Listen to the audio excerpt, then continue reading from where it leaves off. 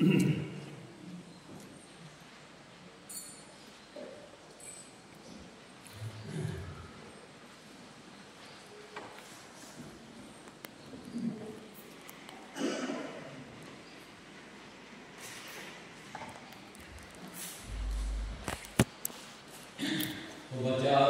dari kitab Yesaya. Oleh karena Sion, aku tidak dapat berdiam diri, dan oleh karena Yerusalem, aku tidak akan tinggal tenang, sampai kebenarannya bersinar seperti cahaya, dan keselamatannya menyala seperti suhu. Maka bangsa-bangsa akan melihat kebenaranmu, dan semua raja akan melihat kemuliaan. Orang akan menyebut engkau dengan nama baru yang akan ditentukan oleh Tuhan sendiri. Engkau akan menjadi mahkota keagungan di tangan Tuhan, dan serban kerajaan di tangan Allah. Engkau tidak akan disebut lagi yang ditinggalkan suami, dan negerimu tidak akan disebut lagi yang sunyi. Tetapi engkau akan dinamai yang berkenan kepada Tuhan, dan negerimu akan disebut yang bersuami, sebab Tuhan telah berkenan kepadamu, dan negerimu akan bersuami, sebab seperti seorang jejaka menjadi suami seorang anak darah, demikianlah dia yang membangun engkau akan menjadi suami. Dan seperti seorang mempelai dengan hati melihat pengantin perempuan, demikianlah Allahmu akan girang hati atas engkau. Demikianlah sabda Tuhan. Syukur kepada Allah.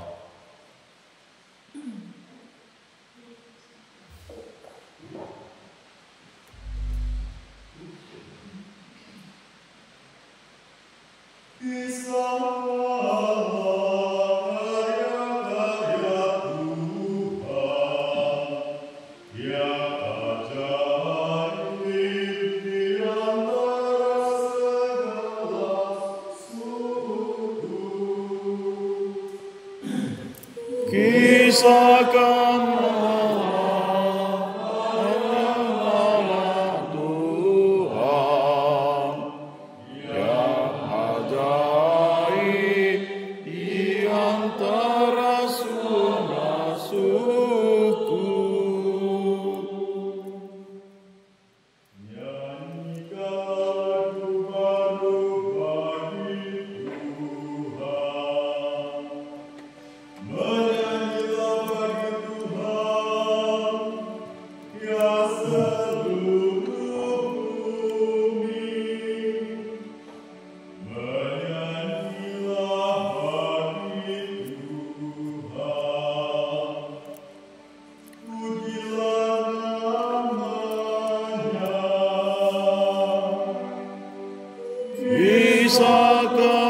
Kisahkanlah karya Allah Tuhan yang ajaib di antara segala suku.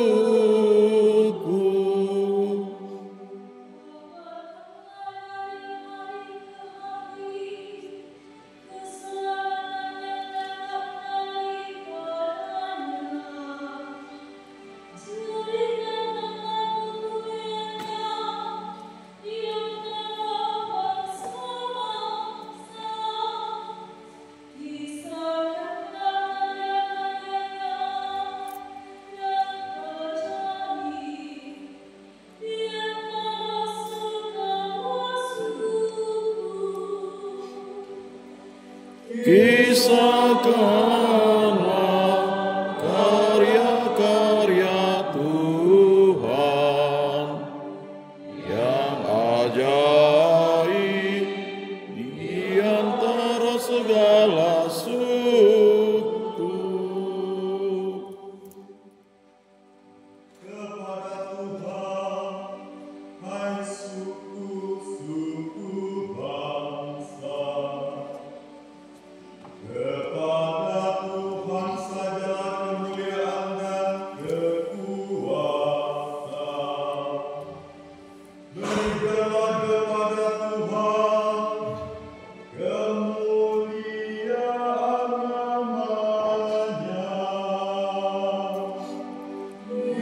Kisahkanlah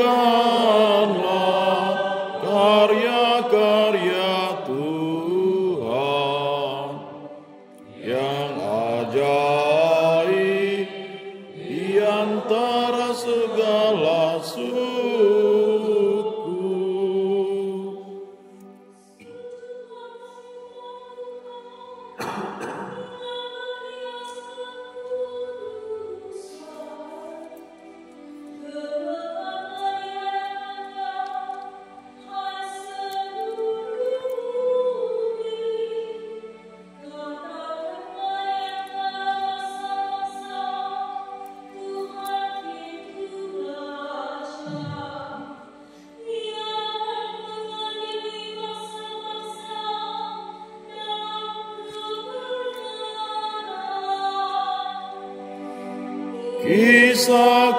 Kisahkanlah karya-karya Tuhan yang ajaib di antara segala suku.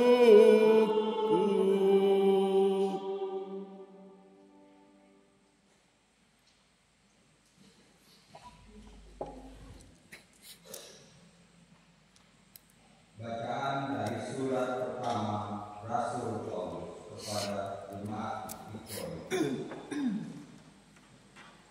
Saudara-saudara, ada rupa-rupa karunia, tetapi hanya ada satu Roh. Dan ada rupa-rupa pelayanan, tetapi hanya ada satu Tuhan.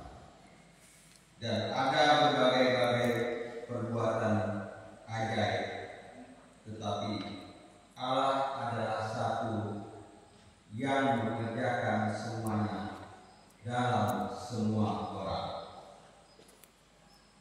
Tetapi kepada tiap-tiap orang dikaruniakan pernyataan Roh untuk kepentingan bersama. Kepada yang seorang, Roh memberikan karunia untuk berkata-kata dengan hikmat, dan kepada yang lain, Roh yang sama memberikan karunia berkata-kata dengan pengetahuan. Kepada yang seorang, Roh yang sama memberikan iman, dan kepada yang lain, Ia memberikan karunia untuk menyembuhkan. Kepada yang seorang, Roh memberikan kuasa untuk mengadakan mujizat, dan kepada yang lain, Ia memberikan karunia untuk bernubuat, dan kepada yang lain lagi, Ia memberikan karunia untuk membeda-bedakan bermacam roh. Kepada yang seorang, Ia memberikan karunia untuk berkata-kata dengan bahasa roh, dan kepada yang lain, Ia memberikan karunia untuk menafsirkan bahasa roh itu. Tetapi semuanya ini dikerjakan oleh Roh yang satu dan sama. Ia memberikan karunia kepada tiap-tiap orang secara khusus seperti yang dikehendaki. Demikianlah sabda Tuhan. Syukur kepada Allah.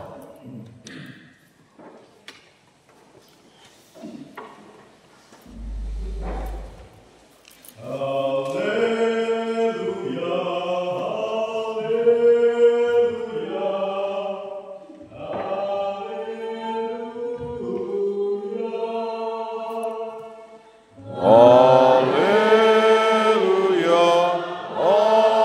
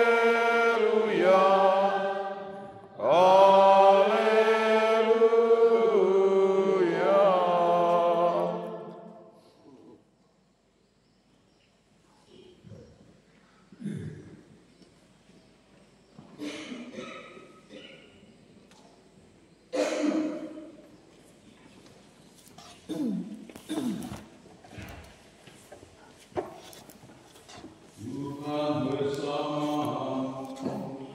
Dan bersama rohmu.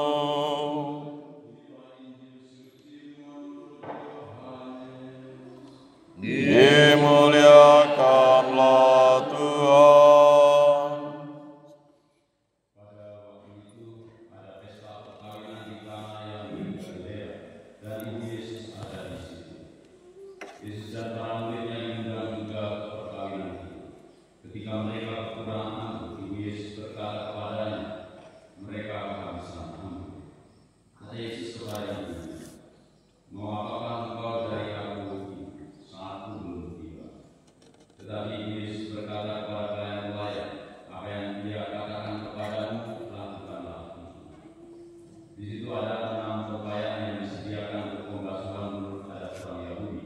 Masing-masing isinya 80 atau 120 liter. Yesus berkata kepada pelayan-pelayan itu, isilah tempayan-tempayan itu penuh dengan air. Mereka pun mengisinya sampai penuh. Sesudah itu kata Yesus kepada mereka, sekarang cekoklah dan bawalah kepada pemimpin pesta. Lalu mereka pun membawanya. Setelah pemimpin pesta itu mencicipi air yang telah menjadi anggur itu, dan dia tidak tahu dari mana datangnya. Tetapi pelayan-pelayan yang menjeruk air itu mengetahuinya. Dia memanggil oleh laki-laki dan berkata kepadanya, setiap orang menghidangkan anggur yang baik dulu, dan sesudah orang puas minum barulah yang kurang baik. Tetapi engkau minta anggur yang baik sampai sekarang. Hal itu dilakukan Yesus di Kana yang di Galilea sebagai yang pertama dari tanda-tandanya. Dengan itu Yesus telah menyatakan kemuliaannya, dan para muridnya percaya kepadanya. Demikianlah sabda Tuhan. Terpujilah Kristus.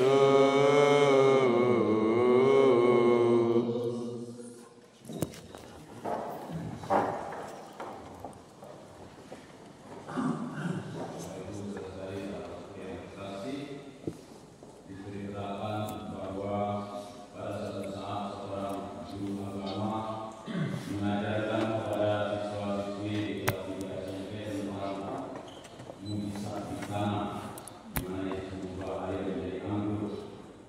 Kemudian dalam seri pengalaman ada seorang siswa yang cerdas di kelas itu bercerita bahwa dalam keluarganya juga telah terjadi mujizat, tapi bukan mujizat air menjadi anggur, tetapi mujizat uap menjadi susu.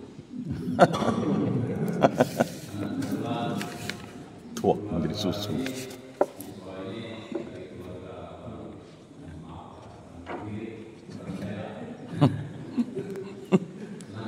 siswa tadi bercerita, saya kami semua uang yang dikumpulkan dengan susah payah oleh ibu selalu dirampas saya untuk membeli minuman keras, membeli uang atau arak dan berjudi. Ibu sering dipukul kalau tidak mau menyerahkan uang hasil jualannya. Kehidupan keluarga kami sangat susah. Hampir tidak ada makanan di rumah. Semuanya serba kekurangan karena semuanya digadai oleh ayah untuk membeli minuman keras dan membayar budinya. Dalam situasi yang sulit seperti itu, ibu selalu berdoa supaya Tuhan Yesus menolong keluarga kami, dan ibu juga menyuruh kami anak-anaknya untuk turut berdoa. Dan kami berdoa dengan tekun selama berhari-hari, berminggu, bahkan berbulan-bulan dan sampai beberapa tahun.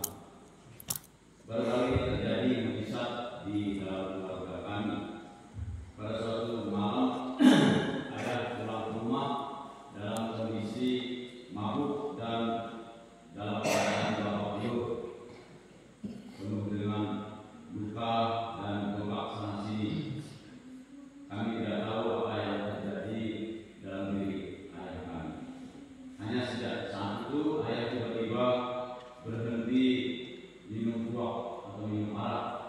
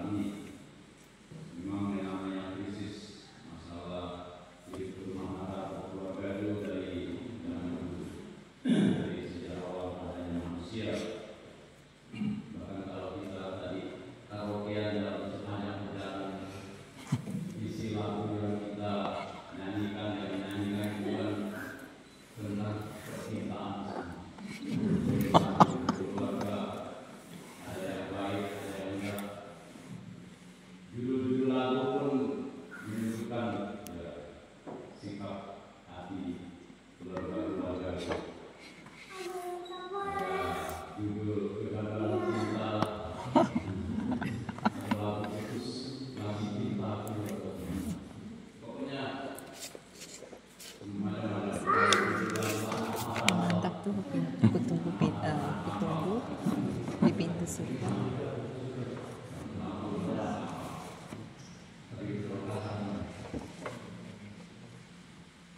Ya, tapi mungkin lebih banyak keluarga tertimpa krisis iman. Jadi tidak percaya lagi kepada Allah dan juga nilai-nilai hati berarti tenggelam dalam dunia materialisme dan juga dunia konsumerisme. Krisis nilai-nilai iman berakibat pada krisis nilai-nilai moral. Mungkin banyak keluarga kita mengalami erosi cinta, erosi kesetiaan, erosi harapan, dan seterusnya. Banyak keluarga mengalami menurut perselisihan, menurut perselingkuhan, menurut perpisahan, perceraian, menurut kebencian, dendam cuma dan semacamnya. Kita mengalami seolah-olah kehidupan berkarir dan kehidupan keluarga dari banyak umat kita itu kehabisan anggur seperti yang dikisahkan dalam Injil tadi. Dalam Injil hari ini kita mendengar bahwa Yesus diundang ke suatu pesta nikah di Kana, suatu kota kecil di Galilea. Tentu karena sikapnya yang menghormati lembaga perkawinan itu, maka Yesus merasa perlu menghadiri pesta perkawinan itu. Bahkan murid-muridnya pun semua diajak ikut. Dan dikisahkan bahwa sedang ramai-ramainya pesta berlangsung, tuan pesta tiba-tiba kehabisan anggur. Tentu suatu aib yang sangat besar atau peristiwa yang memalukan menurut adat kebiasaan orang Palestina atau orang Yahudi waktu itu. Pesta tanpa anggur itu kehilangan artinya. Apa artinya pesta yang kehabisan anggur? Kalau seandainya anggur diganti dengan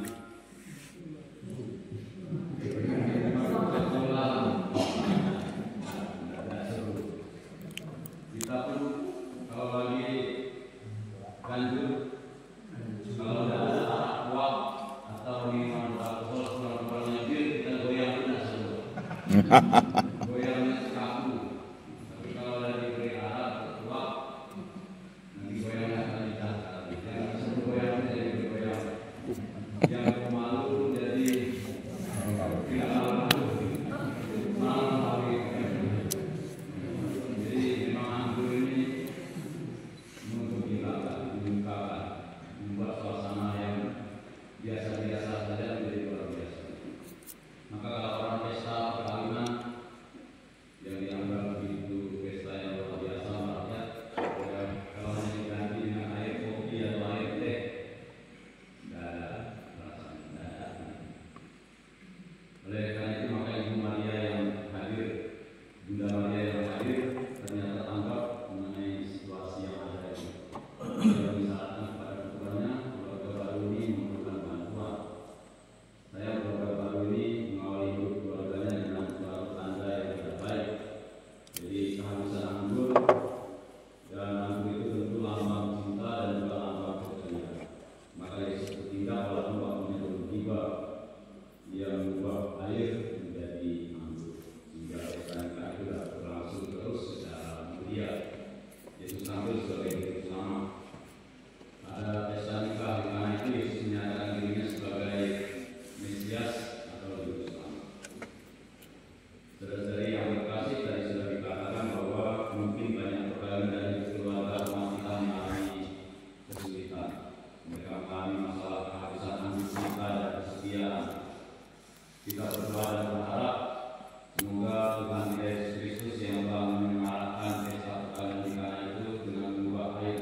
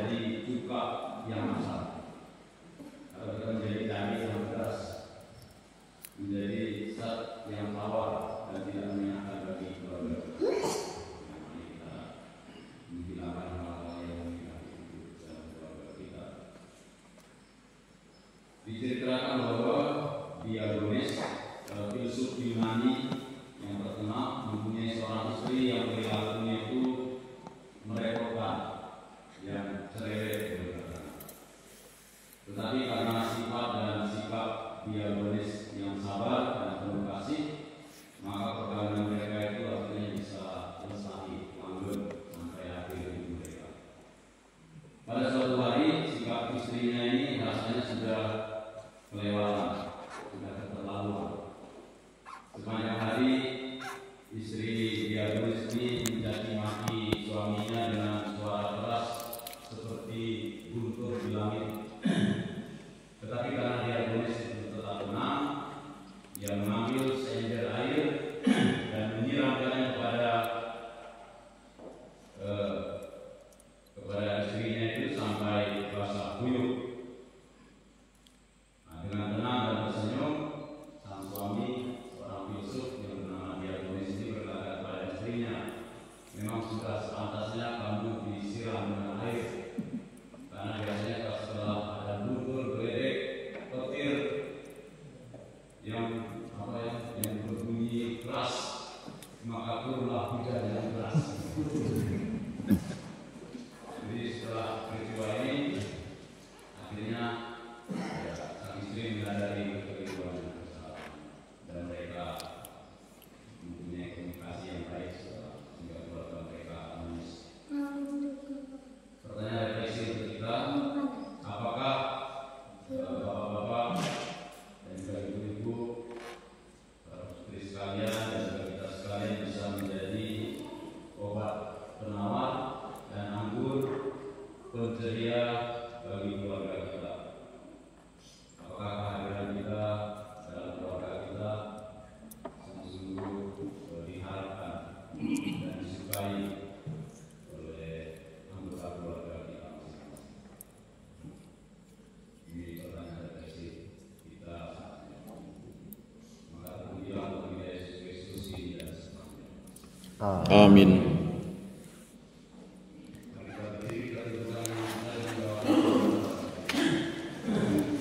Aku percayakan Allah, Bapa yang Maha Kuasa, pencipta langit dan bumi, dan akan Yesus Kristus, putranya yang tunggal Tuhan kita, yang dikandung dari Roh Kudus, dilahirkan oleh perawan Maria, yang menderita sengsara dalam pemerintahan Pontius Pilatus, disalibkan, wafat dan dimakamkan, yang turun ke tempat penantian pada hari ketiga, bangkit dari antara orang mati, yang naik ke surga, duduk di sebelah kanan Allah Bapa yang Maha Kuasa. Dari situ ia akan datang mengadili orang hidup dan mati. Aku percayakan Roh Kudus, Gereja Katolik yang kudus, persekutuan para kudus, pengampunan dosa, kebangkitan badan, kehidupan kekal. Amin.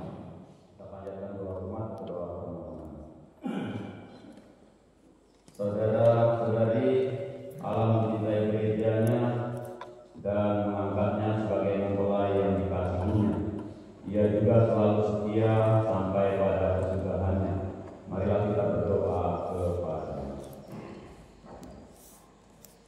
Bagi para imam dan biarawan-biarawati, ya Bapa, dampingilah para imam dan biarawan-biarawati agar mampu hidup sesuai ucapan-ucapan mereka serta semakin dekat dengan Tuhan. Karena dekat dengan Tuhan, kami mohon. Kabulkanlah doa kami ya Tuhan. Bagi para pemimpin masyarakat, ya Bapa, berkatilah para pemimpin masyarakat agar hidup keluarga mereka menjadi suri teladan bagi masyarakat di sekitarnya. Kami mohon. Kabulkanlah doa kami ya Tuhan. Bagi keluarga-keluarga muda di Paroki, ya Bapa, curahkanlah kiranya rahmat sakramen perkawinan kepada keluarga-keluarga muda Paroki, agar hubungan mereka makin hari makin dalam dan kaya. Karena saling memahami dalam cinta kasih, kami mohon. Kabulkanlah doa kami ya Tuhan. Bagi kita di sekitar altar ini, ya Bapa, limpahkanlah rahmat-Mu kepada kami, agar dapat menemukan keberuntungan dan kebanggaan di dalam perjuangan berkat Injil suci yang kami terima dari Yesus sendiri. Kami mohon. Kabulkanlah doa kami ya Tuhan.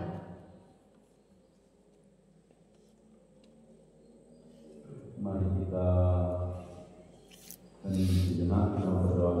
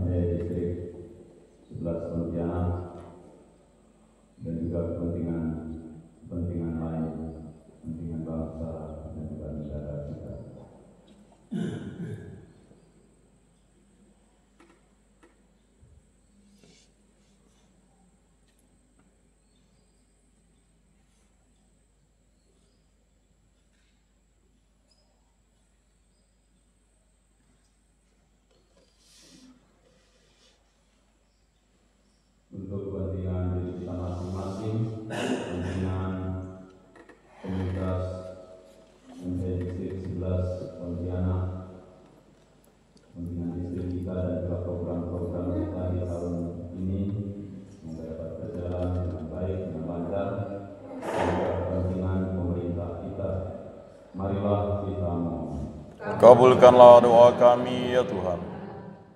Ya Bapa di surga, dari kemurahan hati-Mu, kami mohon kabulkanlah doa-doa kami dan juga permohonan-permohonan kami, khususnya permohonan keluarga-keluarga kami yang hadir di sini, para pasutri MS, distrik 11 Pontianak, dan khususnya kami semua panitia Dinas 51 Pontianak. Semoga apa yang telah kami terima dalam dinas bisa kami kembangkan di komunitas kami, dan kalau tetap memberkati panitia yang pada hari ini merayakan syukur atas segala karya pekerjaan yang telah diselesaikan dengan baik, karena Engkau sendiri yang membantu, yang melayani kami, hingga segala sesuatu yang kami butuhkan, kami perlukan bisa terselenggara dengan baik. Kami mohon agar Engkau memberkati karya kasih Medicine Concern nasional maupun khususnya di distrik 11 Pontianak ini. Dengan pengantaran Kristus Tuhan kami kini dan sepanjang masa. Amin.